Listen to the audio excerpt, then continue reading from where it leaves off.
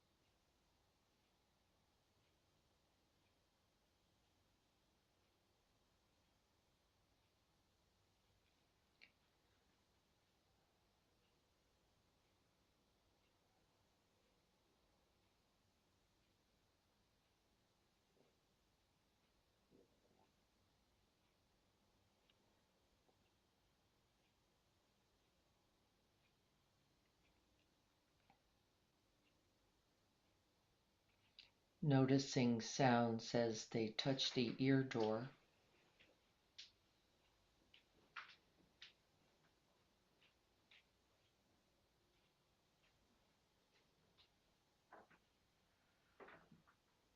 And then noticing sounds as they are known, sound arising.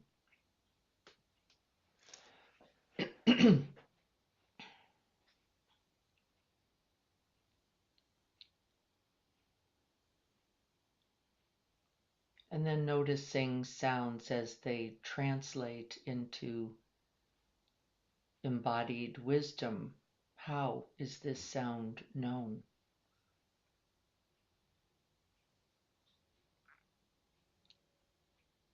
We may notice short sounds, long sounds.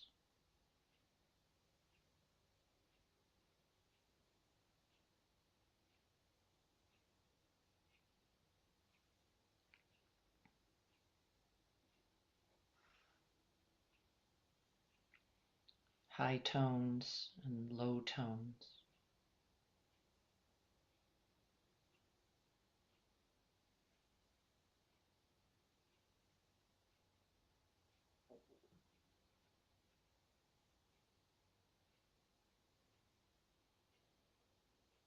Sounds that are near, sounds that are far.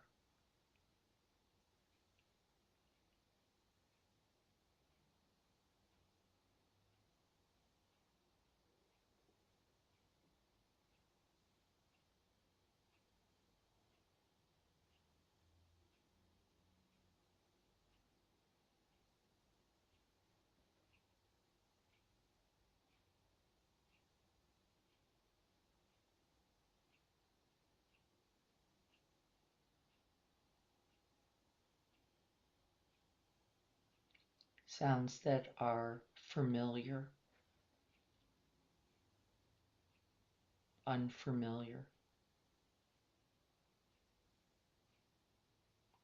And noticing that it is not the ear door itself or the ear consciousness that knows this, it is also the whole of the body offering information,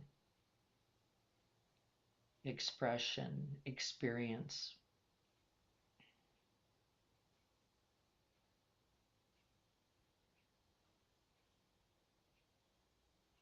We don't only open to sound. We contemplate sound, and this often is mistaken as thinking about. And actually, it's very not true. It actually means opening to the whole experience of sound, holding the experience, attending to the experience, contemplating. And so we open the body as well.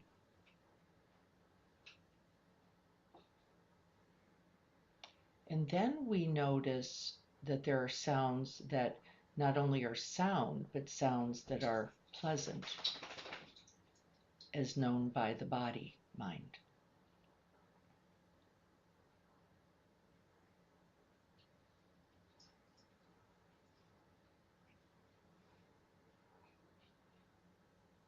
Sounds that are unpleasant, known.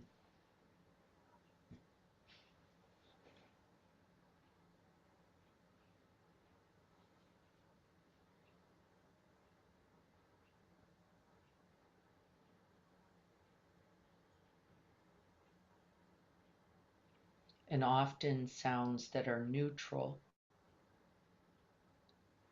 simply noticing their appearance and their disappearance.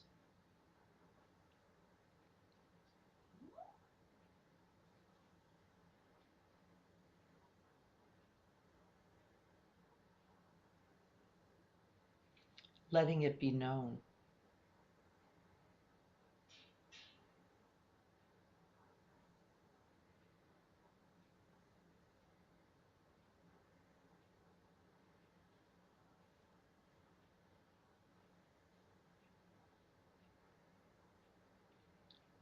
This is the direct path to the end of suffering. Right here in this knowing sound, because you'll become clear, it is not in fact sound itself that is known, but the heart, mind, and body's relationship, experience. And in that knowing, we can see the clear path to the cause of suffering and also to its end.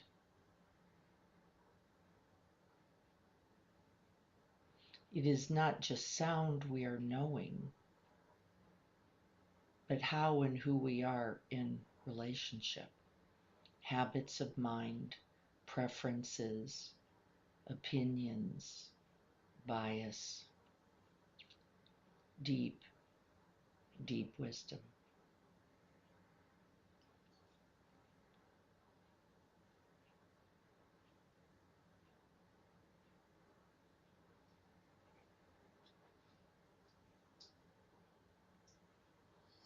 And the first reality is that sounds appear, they present, they fade, and they disappear. This is a deep knowing, a deep wisdom already.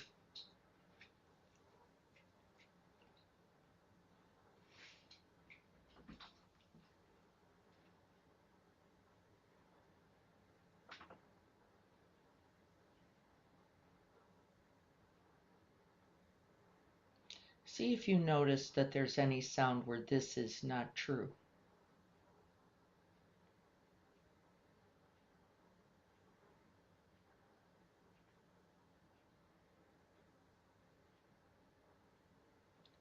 There's the furnace on in our home here right now, and by appearance, it looks like there is a continuous sound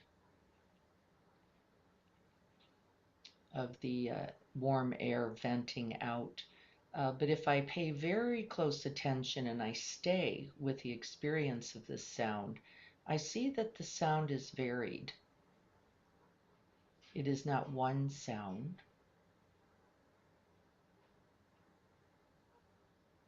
The tone, the pitch, there's a gurgle.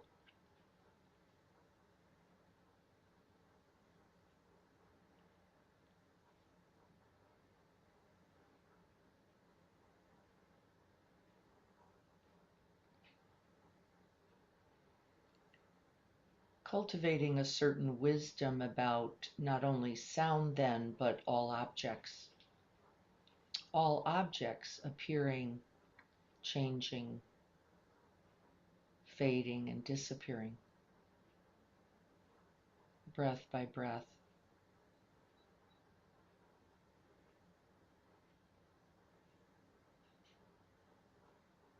And there's an essential wisdom right here, which is non-attachment, rather than gluing myself to the sounds I like, avoiding, rejecting the sounds I don't like.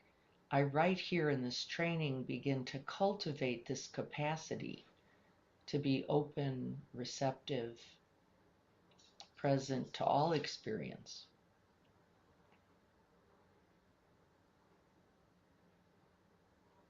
all sounds.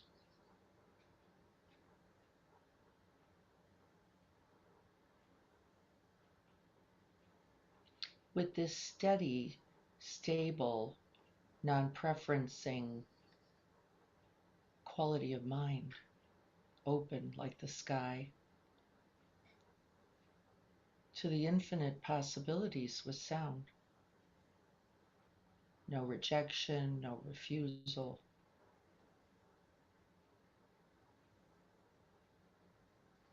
No grasping or clinging.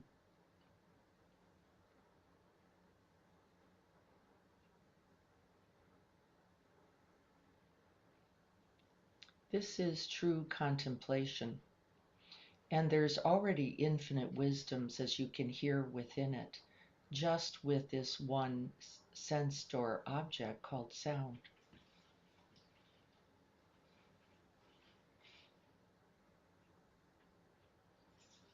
And then not only do we know sound, We know our relationship and something about our own habits, our own qualities, and in fact, the truth of awareness itself. We're going to rest here for a moment. That which has no preference.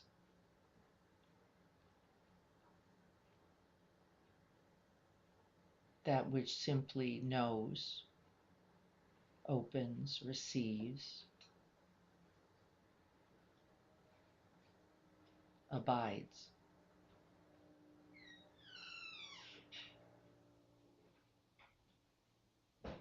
And now we know something more. It's no longer just about the sense object at all. It's about the quality of our true nature,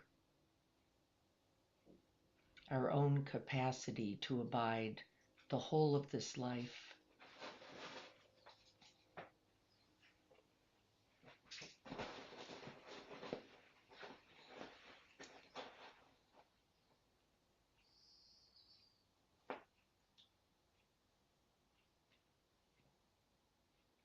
We begin to sense that there is a pervading quality of awareness, of silence, of stillness that is capable, that is present.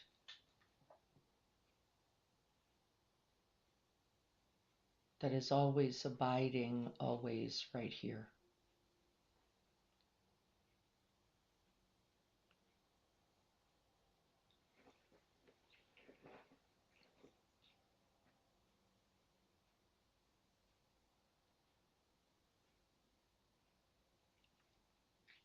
And then we smile as we remember who we really are.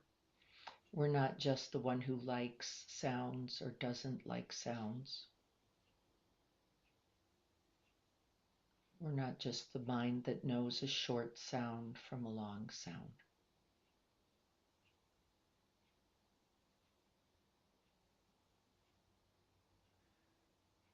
We're that quality of heart-mind that is ever present, that knows the quality of this human life, and then all beings,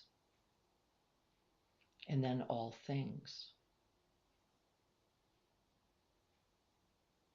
in their essential truths.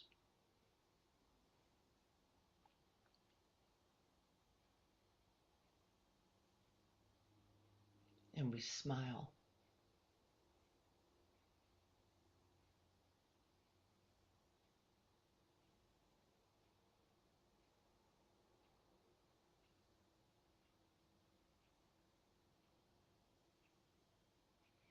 And we recognize in this moment that we are free from suffering. No attachments, no aversion, the simple knowing of the realities of change, of impermanence, and of non-self. No one knowing or not knowing.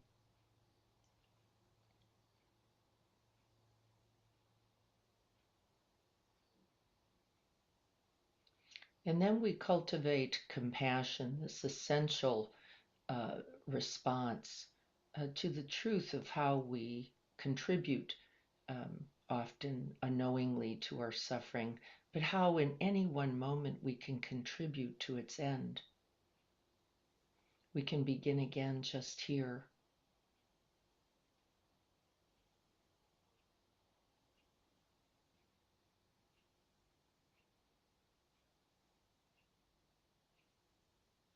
The sound and the silence from which it comes.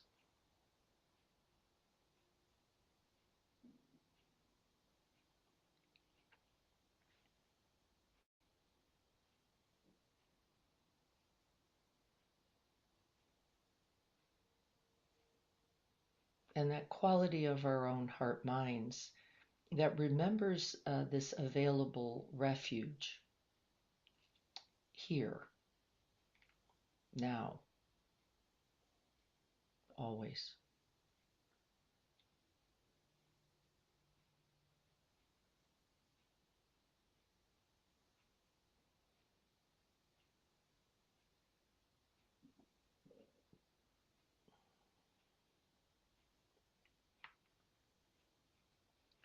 right here with this simple opportunity for hearing.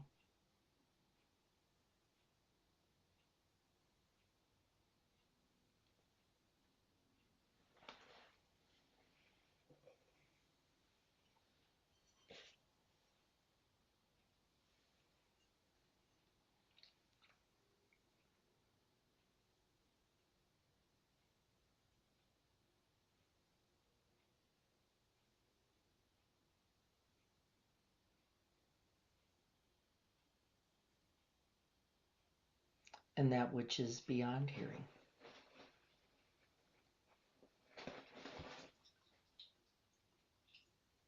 includes hearing and is more.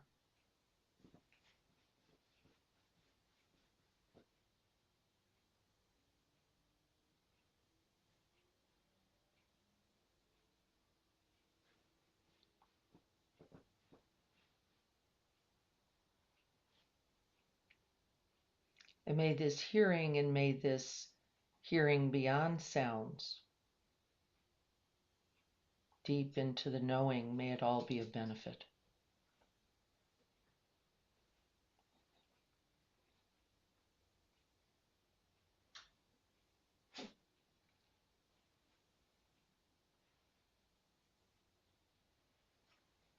So be it.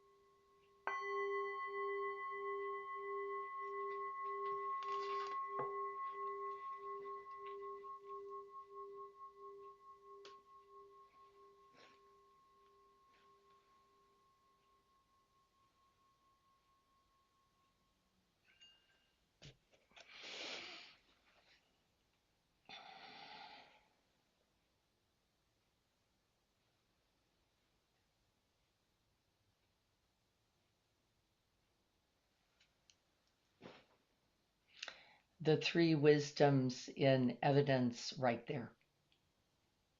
Right there.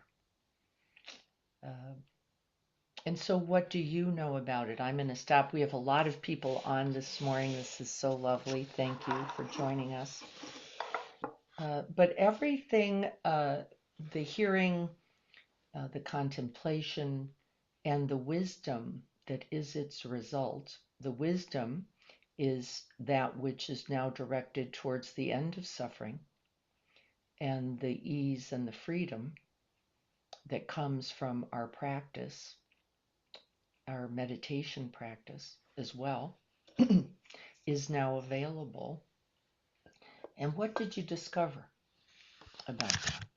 I'd rather we use your wisdom. We're going to look at Kenpo's a little bit this morning. But could you see its progression? Could you feel it? Could you sense that there is really in every single moment, with every single object, the truth of the path to knowing craving, to knowing opinion, to knowing being caught up, to knowing our preferences? This is all very important knowing. And we often mistake meditation as a place to simply rest in the bliss of nothingness. This is not the path in this tradition. This is not the path in this tradition. It is to know a much greater and deeper truth. And it isn't actually just the knowing of the truth of the objects. It's to knowing the truth of the way to the end of suffering. So I see, Robin, you may have written something. I'm not sure. Was there I something? was just agreeing with James Sinclair. He just wrote contemplation is equal to equanimity. Yes. And all I did was put a smiley face because I agree. Yeah. Contemplation doesn't necessarily begin with equanimity, also. And so we don't want to mistake that either. The contemplation that I first encountered was my mind was crazy. It was all over the place. I couldn't gather it, I couldn't place it with any consistency. That knowing was essential to the path. And so there is a certain reality that contemplation results in its uh, long life to equanimity. But I don't want us to get fancy and think that any moment of attending to sound now equals blissful abiding. I haven't noticed that. I have noticed it 35 years later. It is true. Can I hear most sounds? Yes. And abide? Yes. Can I experience most body sensations? I just keep hearing in these doctor's offices, wow, you're just amazing. You can be with ridiculous amounts of sensations and right. Yes, there is an equanimity that is its result. But for most of us, I don't think that's how we begin. I do think it's promised, there's a guaranteed result in it. It is a good reason to continue because you will get to a place of greater ease and less suffering in this life. But I don't think it's the first 10 years. I don't know if that's true. I think there are moments. Agree. Yeah, there it is. I felt it. I felt it. And we need that honey. They call it the honey or the sucre of the practice. And don't we all need it? We need it because who would keep going if you just keep running into the truck, you know? The truck keeps running you over. And so, yes, contemplation is only one of the essentials in the wisdom factors. We have to make contact with the reality of this life. And we just use sound today, right, as a nice opportunity. But what might it be, not sound? What can we name some other things we might just make contact with? What other things? It would be equal to hearing. The hearing that they're talking about, by the way, Kempo's talking about is actually both. It is just the reality of sound and its wisdom. And did anybody hear what I said the wisdom of just knowing sound was? Anybody catch that? What does sound have to tell us?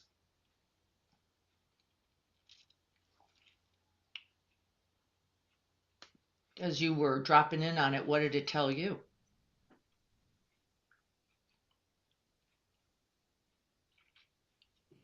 The change in it. Yep. It just comes and goes. Uh, right? Arises and passes, arises and passes. Anybody notice there was a sound? I even used the one that had a false sense of permanence to it. The blower on my furnace, right? It feels pretty constant, except when we really get close up, we see, oh, that's not one sound. There's a little,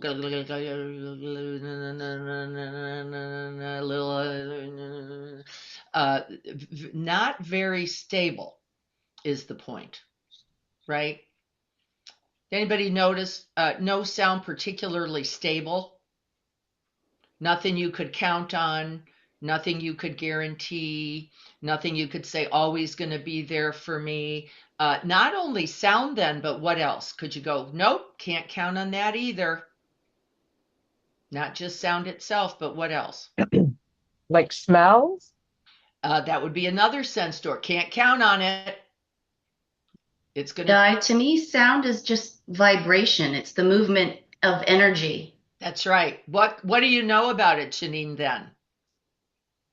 Just like you said, it's transient. It comes, it hits you, you feel it, you have a response, and then it passes, and then another one will come, and you'll have a response or a reaction, and it will pass. And some of those reactions may be pleasant if we quote like the sound, or unpleasant if we feel it's more jarring, but then it goes. So where do we find that equanimity that Jim was talking about? Riding the waves, riding all the waves.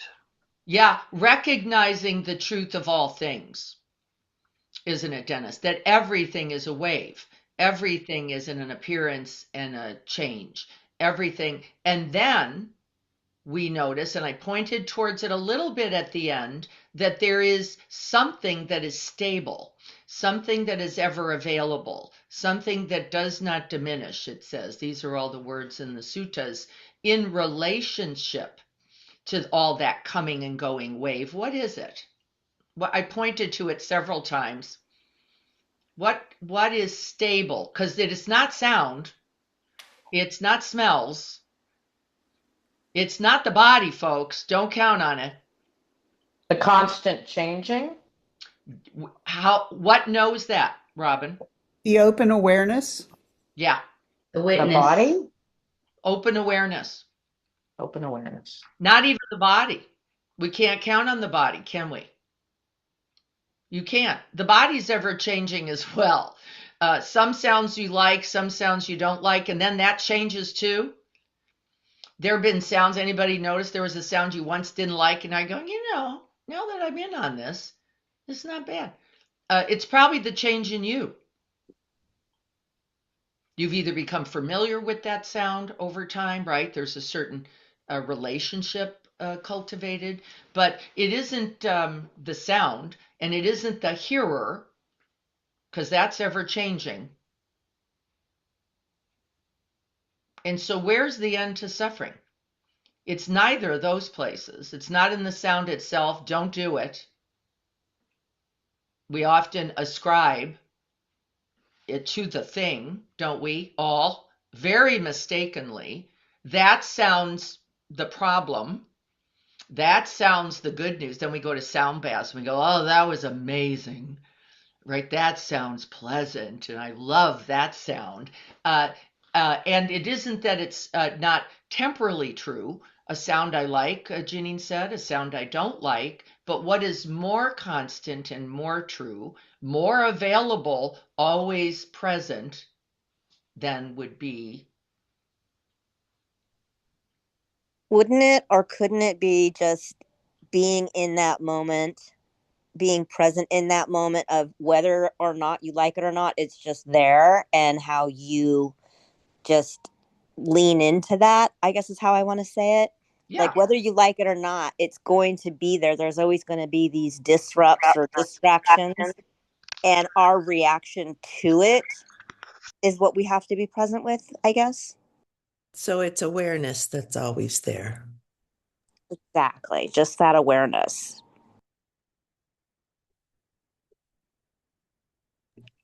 Di- you're muted, Diana. Muted, Diana. You're on mute. Oh, I just wound my wire of my beautiful external speaker that Janine and her husband gave me. And now I see how I turn it off. Thank you. It was a discovery, a moment of wisdom arising. Thank you for that. Yes. Awareness itself, the knowing, not the knower, not the object that is known. This is the sure path to suffering, it says, to mistake the other two as the wisdom. We mistake the sound itself, the thing itself. We're doing it every day. All of us.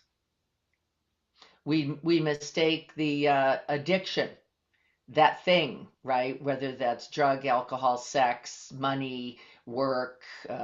We mistake that as the thing that's making us joyful, stable, easeful, right? We mistake the thing. And then we mistake our reaction to the thing. When that bell rings, I feel blissful. And then we can get attached to the bliss. I feel calm, and then we become quickly over attached and addicted to that. And this is the sure path, it says, to suffering. There is no wisdom in this. And hearing contemplation and meditation allow us the stillness, the silence, the open space to see clearly that in fact there is no sound that frees you. Is there? It isn't the sound. Doesn't mean sounds aren't pleasant and lovely. I just saw Courtney's cat walk behind her, right? And there was this just moment of kind of joy and ease that just like, oh, is it the cat? No. By the way, if we went further in these teachings, it would say, and it wasn't not the cat, wouldn't we? It's not the cat, but it's not the cat. It is this collective totality of experience. The object arising, that which knows the object, forms relationship to it, holds it in open space, abides again and again, cultivates a certain guaranteed ease, wisdom, capacity. And then Jim wrote the punchline. He wrote the punchline. Is it only contemplation that leads to equanimity? The teachings would say, no, not alone. You could think about something all day long. Would you necessarily get equanimity from it? It could. Our Western culture would say not so much. You could think and think and think. And think and think some more and get caught in all that thinking. And so contemplation alone, says the teachings, is insufficient. And that's why we then meditate and we let go of all the thinking, don't we? We let the truth of the contemplation simply fall around us like dissolving dust, is one of the lines. Dissolving dust, just fall away to reveal what? That which is pristine and ever available. Well, Tanya's named it, Janine's named it, Courtney's named it, Lynn has named it, right? That knowing, abiding, and then we use words because now it's indescribable as suchness, isness, right? Because there's no way to put a finger on that. And Kenpo says, we're going to go look at the notes now. Kenpo says it requires all of this. The hearing, the sense door activity, seeing, hearing, smelling, tasting, touching, we could say, couldn't we? And then the experience with that, and then the capacity to watch that and see what happens, all of it coming and going, all of it not me, not mine, all of it, it says dukkha. Let's talk about that for a minute before we look at the notes. All of it, dukkha. All that is felt and known, it says in the suttas, is dukkha. What does that mean?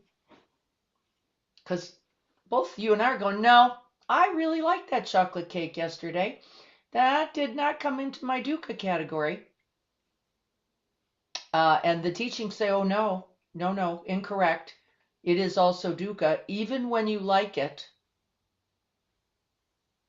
All that is felt. This is a line from a sutta, so remember it. All that is felt is dukkha. What does it mean? And then we'll look at the notes.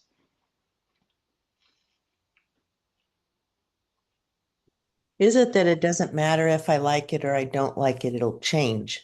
So having any reaction to anything can result in suffering. Yeah. Because we can't keep it, can we, Jean? No, if we like it, we can't keep it. If we don't like it, we can't necessarily get rid of it. That's right. So All felt, all that is felt. Everything. Yeah, is dukkha. Until the liberating factor. And what's the liberating factor? I know enough now. I'm not getting attached to that cake. I can certainly enjoy it as I am enjoying it, right? There's no problem in this. This is not an not nihilistic practice. I can enjoy cake knowing I'm enjoying it. I can also not have cake knowing that I don't enjoy it, as maybe an example. But I can know more about it than the cake, can't I? I can know something about my own attachments, my own cravings, my own wishes, my own wantings. And this is the path, it says then, to the end of suffering. The very knowing is the path. And this is the hearing factor, by the way. This is the real contact factor. I have to make real contact with life. I can't just think about this in the contemplation or middle phase, and neither can I just meditate about it. It is insufficient. I have to be fully present to life to know it. There is no just hang out in the cave that will make one truly wise. Does everybody get this idea? I'm going to check chat and then we're going to go. Yes, Schrodinger's cat is exactly right. It exists and it doesn't exist. There is always some sort of attachment, aversion to what is felt. And then we have opinions, Courtney's saying, or judgments about it. And the judgments go all the way around, don't they? We can judge the thing for its inability to be permanent. We can judge ourselves for our cravings or our resistance to things, right? We can judge the practice itself. You know, that's where I like to hang out. I love blaming the practice as insufficient somehow, or my teacher was insufficient somehow because she didn't get rid of this for me either. And then we recognize that we're in that resistance, and that is the knowing that ultimately begins the path to liberation. And yes, it is, from my point of view, beautiful, essential, necessary. So let's take a look at the notes. Does anybody have them? I'm going to see if I can't grab them for us here.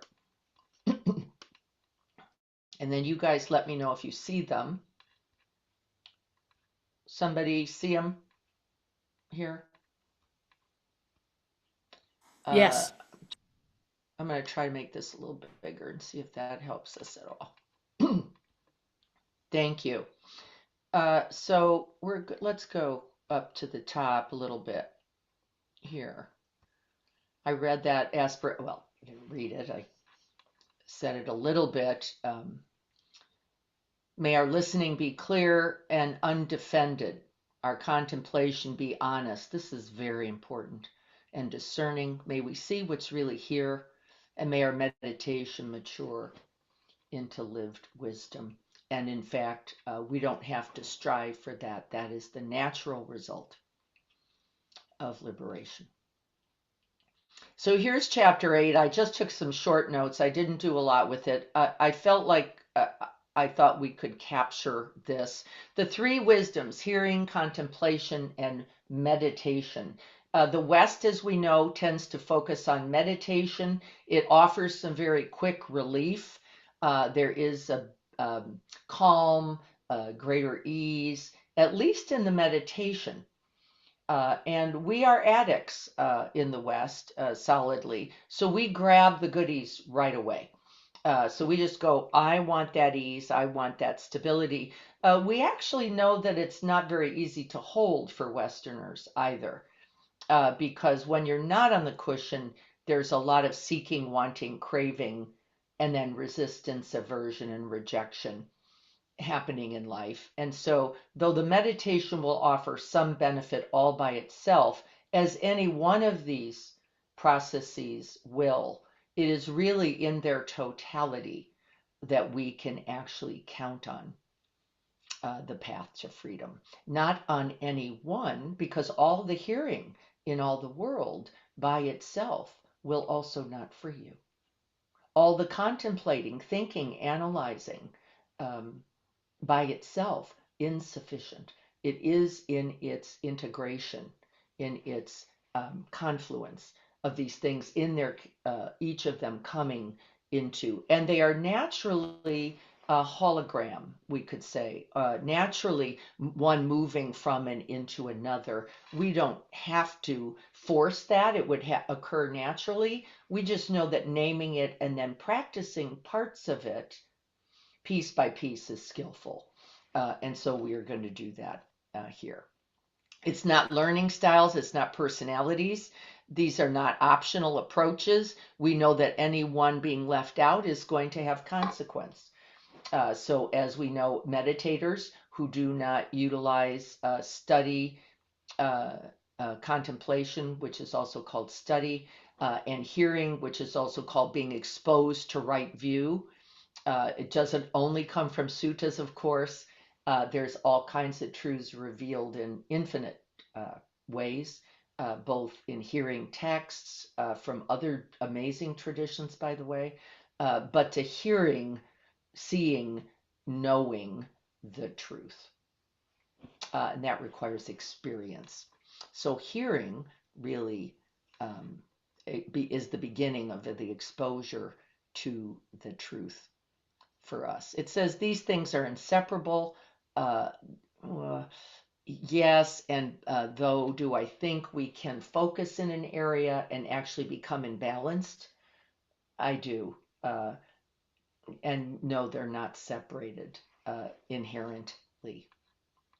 Not at all. Hearing introduces the view. Let's call the view the truth. Hearing, seeing, smelling, tasting, and touching, so that we don't get mixed up. All sensed or contact, all sensed or object experience is telling us something about life, about the world, about you, and about the relationship of us to it, as well as of this human condition to it. And so we're being exposed through everything we make contact with. Contemplation examines, digests, it's called study. Is the view holding over time? Is it just this one circumstance? Is it this one circumstance with conditions and causes I can't yet see? Is it always true that when you put a seed in the ground, it grows a tree? No. No, it isn't true. It requires many other factors. In fact, that seed may not be a tree at all.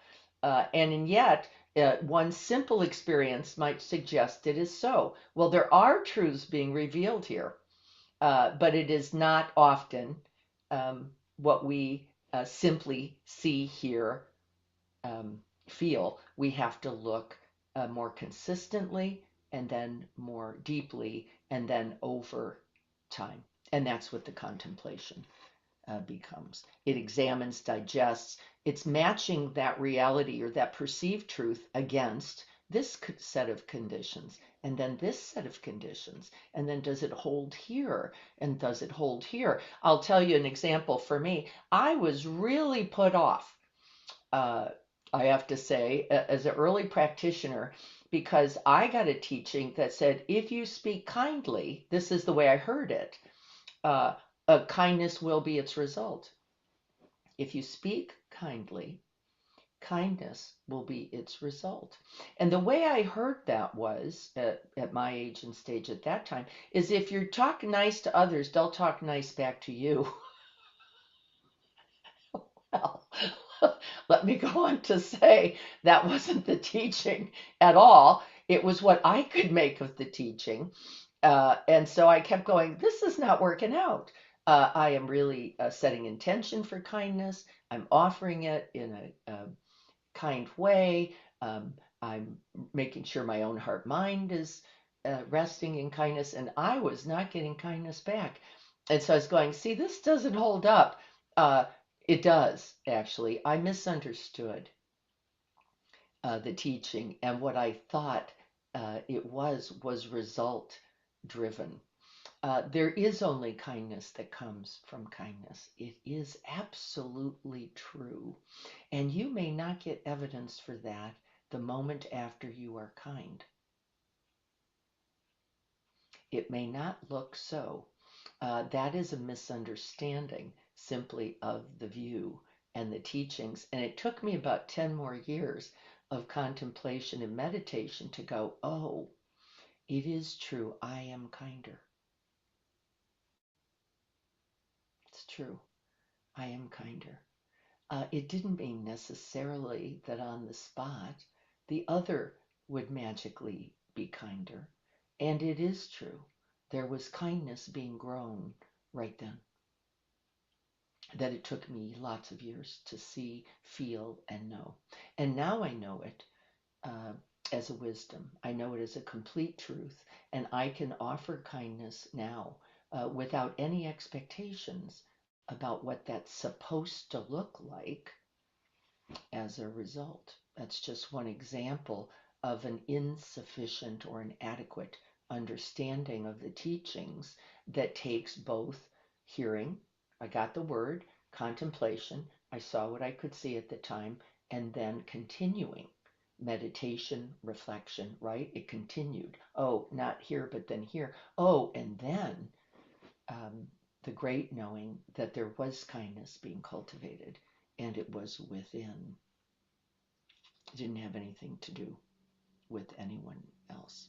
The direct knowing of meditation is we just keep seeing evidence for it beyond the sense door, actually. We just keep seeing awareness arising. We see awareness in contact with the sense doors, with the mind objects, and we continue to see, oh, there is a quality that is always available here. Tanya said it when she said words like presence, openness, a certain knowing that is always available and can be trained and practiced.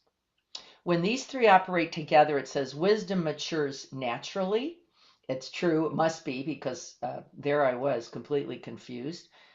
Without getting instruction, I started to see what the larger truth was. When they are separated, we can get off, and that might give my example of I took one strand of the truth, the teachings, and turned it into expectation, a demand, and then consequently suffering.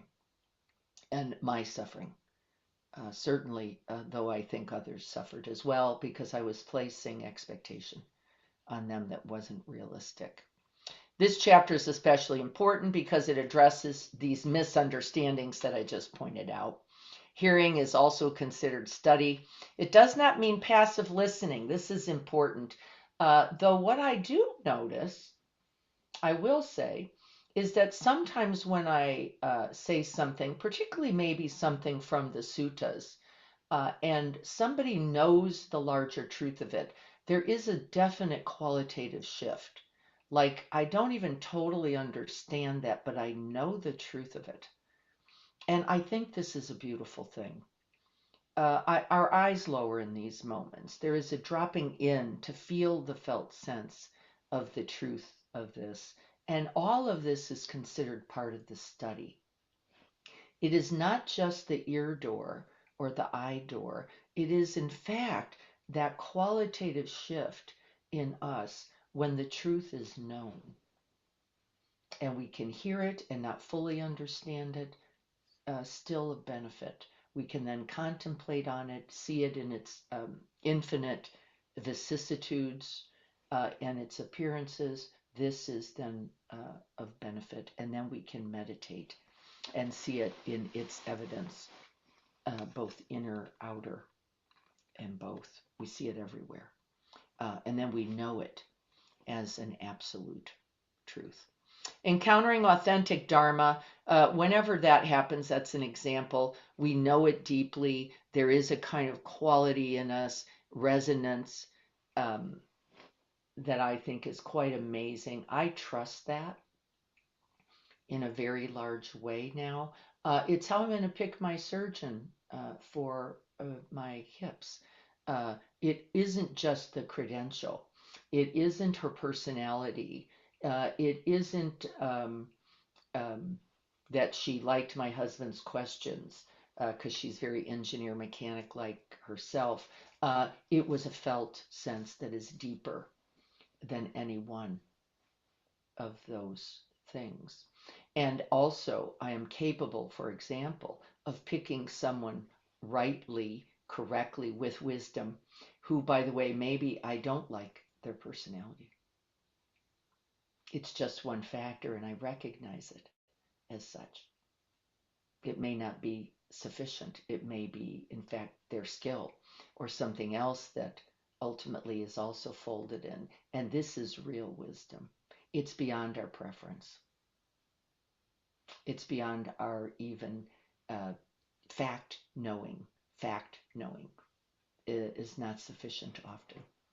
But there is this other knowing, and I see it in all of you when you drop into that. There is something larger. at work. It's being integrated in a way that I think is just simply beautiful. So spiritual accumulation, reading a lot of books, it doesn't mean you shouldn't read. Going to a lot of retreats, it doesn't mean you shouldn't go to retreats, but there can be a striving, let me just get stuff. And there's only so much of that we can eat before we throw up. All the eating in all the world does not equal nutrition. All the more you eat doesn't mean it's good for you. So we have to be skillful and wise in this as well. There's only so much to digest in any one time or moment. The felt sense of that will be a support. There's a certain knowing that will be a support to that. And then there's the dropping in on the present moment experience that will also be informing, instructive, and a wisdom. Even when all the times before something was true, this moment we have to bring a certain quality of openness, inquiry, curiosity, because changing causes and conditions are factors that must be known towards liberation and wisdom.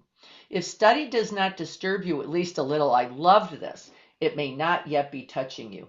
Certainly not in a way that is going to be of most transformation benefit, liberation benefit. If everything I say just feels like sucre to you, we're probably not going where we need to go. The teachings are to some extent disturbing.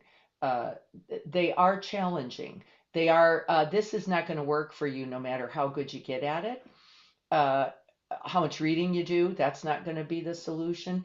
And if you're really paying attention, you see where you're leaning. Well, I like meditation, but I don't like the study part. Well, I don't really want to bring this into my everyday life. I want to just listen to Diane and get it.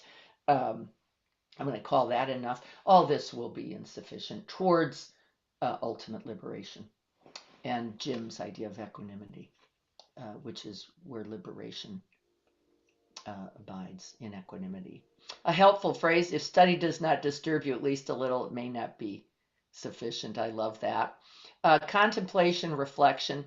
It is where the Dharma moves from that sounds true to this is actually true. This is a very big step. And in fact, in the teachings, it says contemplation. And the evidence for this being true, not only on the cushion, but in life, is ultimately most important. Isn't it true? You heard a part of it, you got it. You went, yeah, that's probably right. And then you thought you saw some evidence. It may not always be true.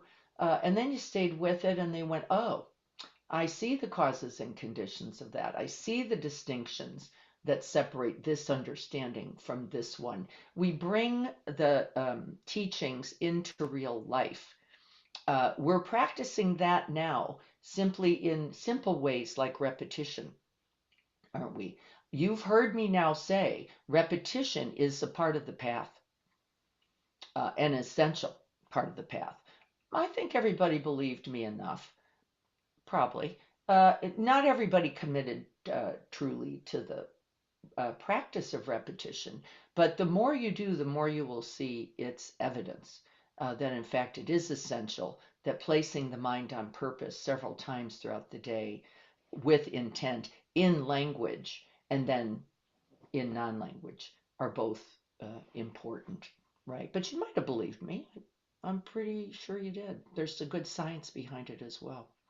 Contemplation includes questions, testing the teachings against the way we're living, noticing our resistance and confusion about that. Like, this is not adding up the way I thought kindness and speaking kindly was going to add up. It looked like a contradiction. I kept looking. I got a lot of clarity, and then ultimately a deep resolution. I see clearly that it is true and that it is always true. Actually, it's absolutely true now. We move from relative wisdom to absolute wisdom as well. Modern practitioners skip this step. Yes, we don't live the teachings. We simply hear them or meditate with them. That would be people who drop in on Tuesday and don't think about it again till next Tuesday. Do I fault that? Not in any way. I did that for 9 at least years. Um, a lot of us begin with, how is this going to help me? I don't have any judgments about that. I think we begin the way we can. Sometimes it's for another, not us. Sometimes it's for us, not another. And I know the practice and the teachings will grow us. So I don't feel concerned about that. I think if we get stuck there, there's ultimately some consequence. Contemplation is an act of courage, not doubt. It doesn't mean I'm looking for the fault in the teachings. I'm looking for where the truth is. It's not a questioning, but rather an inquiring. That's a line from the chapter. I don't know if all of us knows the difference. I actually believe any question. I'll take any question. Sometimes I think the question is to make ourselves right. I think we're asking a question to get rid of something that we don't like. But I think any question is better than not questioning. So if you're going, is it really inquiring or not so inquiring? And does it have it quite the right intention? I'd rather you just ask. I think it can always be a benefit. So I don't want us overanalyzing the distinctions. If you have a question, even if it feels like a simple or dumb one, I'd rather you ask than not ask, because that's everybody's questions. They look just like that. And there is a wisdom in all of them. So I'd rather we talk about it. Cultivation of meditation. There is a benefit to sitting in stillness. We see more. We're not as distracted. We have an intention with the practice. We're looking maybe directly or specifically at something like we did today with the nature of sound and that which knows sound. There's a beauty in that. Just that small little slice of truth as we know sound. And I think meditation makes that available to us that real life frequently does not. And so I think there's a real opportunity in meditation to see things, to cultivate a deep, knowing, intimate contact with something we might not otherwise have the mind, whole body to investigate. And so I think meditation offers us that and is very important on the path. And not only that.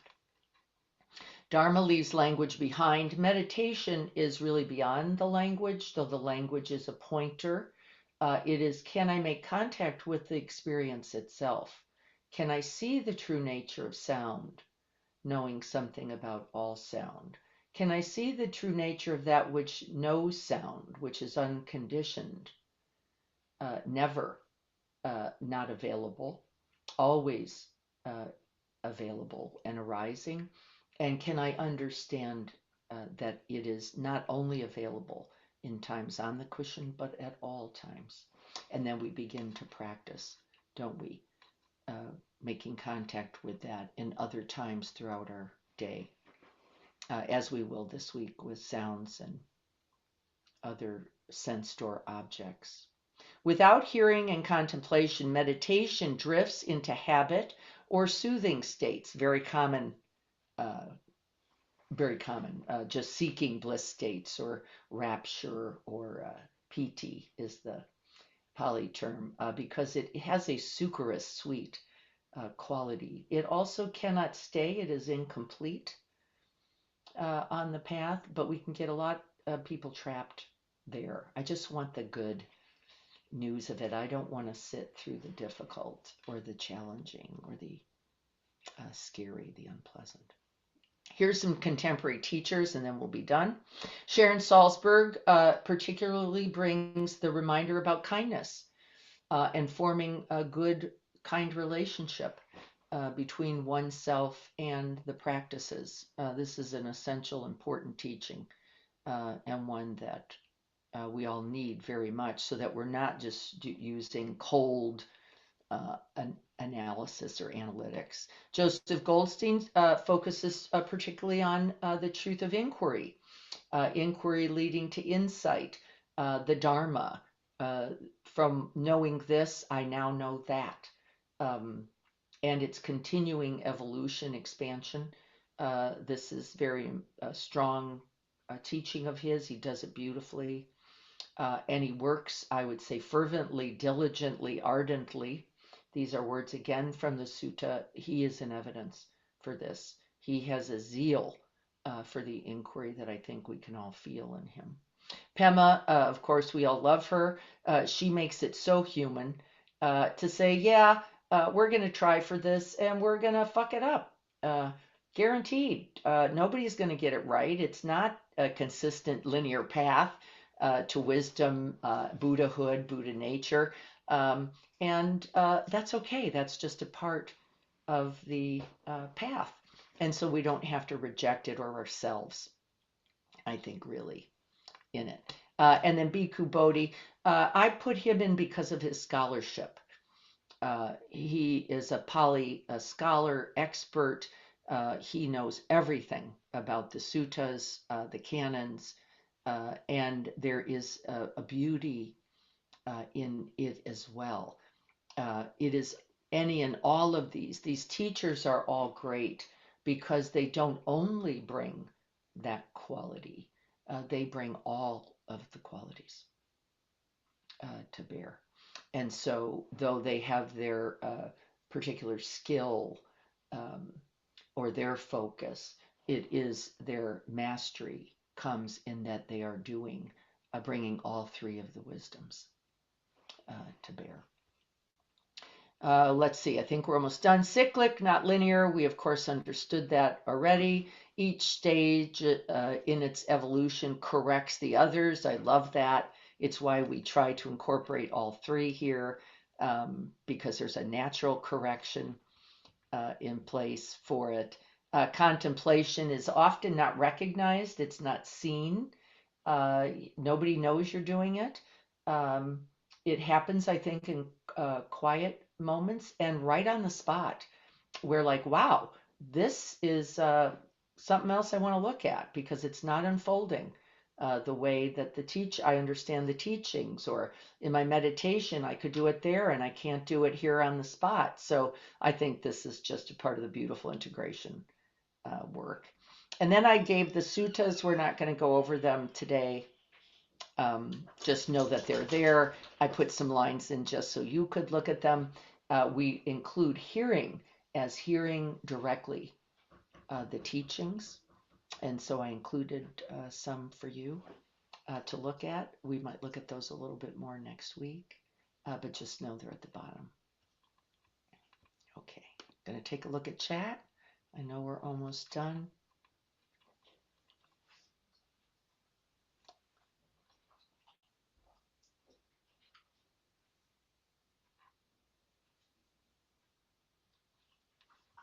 Okay. Any questions, comments before we get ready for our prayer?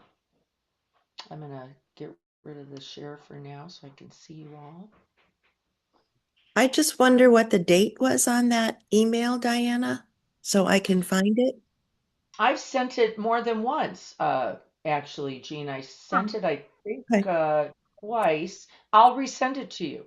Oh, it's okay. I've But got it was over a week ago. I think it wasn't. Didn't yeah. a day or two. Thank you. No. I'm good. Thanks. Yeah. I think I sent it maybe even like last Monday because I remember Jim saying, "Are we doing chapter 7 or 8?" Okay. Okay. Thanks. I sent 8 on Monday, so I got him a little mixed up there. The date on the email is January 4th. So that would have been Monday. Thanks, Lynn. Yeah, just let me know if you guys can't find it. I'll happily resend it, but it wouldn't be yesterday. Is the part we could say with a certain amount of certainty. Are we getting the idea of this? Yeah, we understand this is all practice, right? This is all the teachings. This is all of it. We commit ourselves in this Sangha to it all. It's why we do Tuesday. It's why we don't just get together on Tuesday for sitting meditation. we must include the study. We must include the contemplation, and then we must take it off the cushion into real life and see how it sizes up, folks. If you're going, I just didn't get any evidence for that in the rest of my Tuesday, I want to hear about that. I really do. I want to go, that didn't work out. You said kindness only leads to kindness. That person was an asshole. How does this work out? I can help you, because that just means there's a misunderstanding about the immediacy of the way in which results occur, or that it should happen the way I like it, or if I'm nice, you're supposed to be nice. And this is, of course, we understand, childish. Um, excuse me, Diana, on Yeah. that too. Isn't that like, it's like from another practice that I did, it's like it's a mirror of yourself of like certain behaviors or activities or things of that nature that you don't like about somebody else when it's pronounced to you. And it's then you have to go and re-examine like, oh, well, why did that hit a cue with me? That's right. It's like something hidden within yourself, basically, is what I guess I'm gonna say. Yeah, That- hidden and that- sometimes not so hidden. Sometimes our very, you're just an asshole is really right out there. And we buy in, in a pretty big way and go, it is true. You are just a jerk. And by the way, it doesn't mean someone's skillful, but it also means that you're also missing some of the point of the teachings and the practice, which is, can I look at myself and go, what about me did that hit? How was that painful to me? What was my expectation or my wanting that is usually singularly focused on, well, me? That's right. And all of those inquiries are valuable. I have little man right here. He's going, say the prayer, say the prayer. Come on, let's go. He's done. So let's get ready for that. I'm going to grab my bell. Contemplation, hearing, meditation. We're going to continue with this next week. Let's see how we do. I'll offer a little informal practice in writing at the end of the day. But right now we're just dropping back into hearing.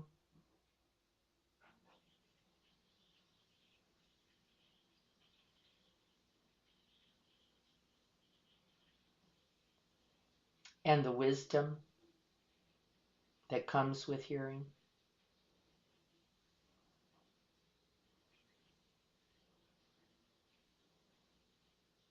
And we're going to then use the whole of the body, not just the ear door, as we recite this prayer.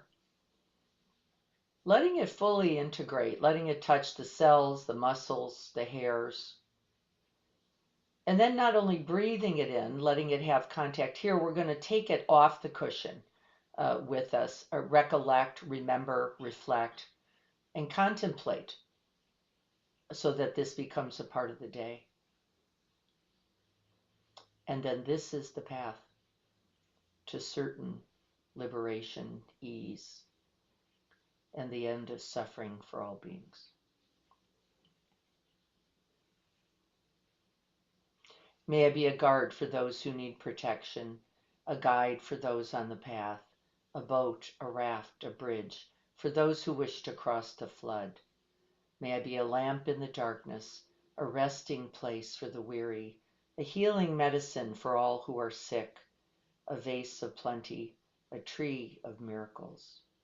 And for the boundless multitudes of living beings, may I bring sustenance and awakening, enduring like the earth and the sky, until all beings are freed from sorrow and all are awakened. May we all be happy.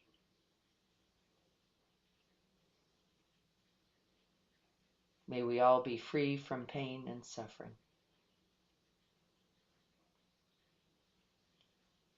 May we not take this precious human life and this available heart-mind for granted, and may we wish for the wisdoms and the blessings of this practice for all beings.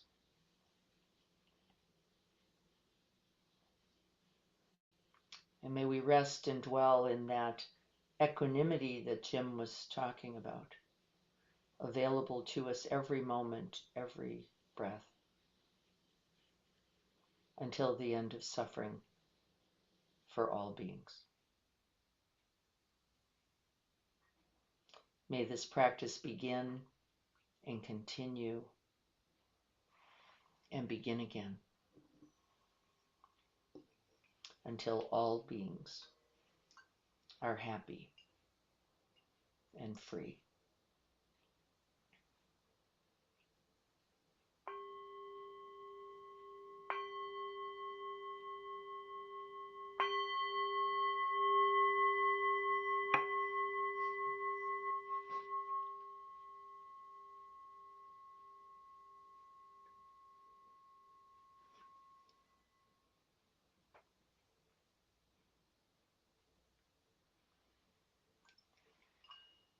Thank you. Thank you all for this practice, for these teachings. I learn from you so much, truthfully.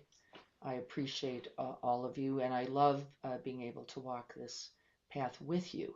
I don't want to do this alone. I'm too chicken shit for that. I really need friends, and you do too. And so let's make sure we live this, not only for us, but for each other today. Yeah, today. Love to you. Every day. Thank you all so much. Yep. Thank you all. Be well, everyone. Look forward to seeing you on Thursday with Greg. Tomorrow morning is Carrie at 7:05. So be here for our, I think that's now our like 14th day. We're close or so of sitting. I'm not exactly sure. But we're here together for the whole 31 days. So I look forward to seeing you then.